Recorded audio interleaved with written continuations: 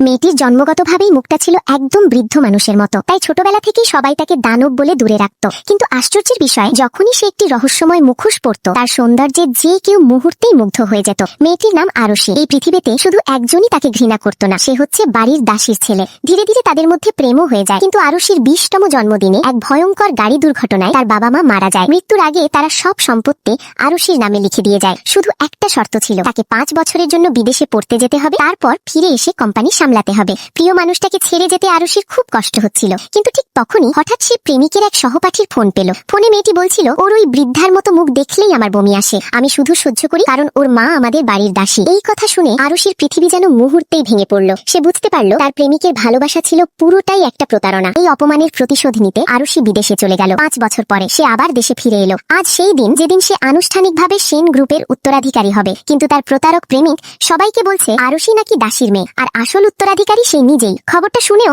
আরশি একটুও অবাক হলো না, বরং সে ঠান্ডা গলায় তার সহকারীকে বলল, ওর হাতে থাকা আমার ব্ল্যাক কার্ডটা এখনই ফ্রিজ করে দাও। ওদিকে সেই প্রতারক প্রেমিক সেই কার্ডের জোরে কয়েক কোটি টাকার বিলাসবহুল জিনিস কিনতে শুরু করলো। কিন্তু যখন সে কার্ড দিয়ে পেমেন্ট করতে গেল, মেশিনে দেখালো ব্যালেন্স কম। চারপাশের সবাই অবাক। রাগে সে চিৎকার করে বলল, আরশি ব্যাকআপ কার্ডটা বের করে বিল দাও। তারপর হুমকি দিল, না হলে সবার সামনে আমি তোমার মুখোশ খুলে ফেলবো আর সবাইকে দেখাবো তোমার সেই ভয়ঙ্কর মুখ। সে ধীরে ধীরে হাত বাড়ালো মুখোশটা খুলে ফেলার জন্য। তারপর সে ধীরে ধীরে তার মুখোশ খুলে ফেললো আর সবাই প্রথমবারের মতো তার চেহারা দেখে অবাক হয়ে তাকিয়ে রইল।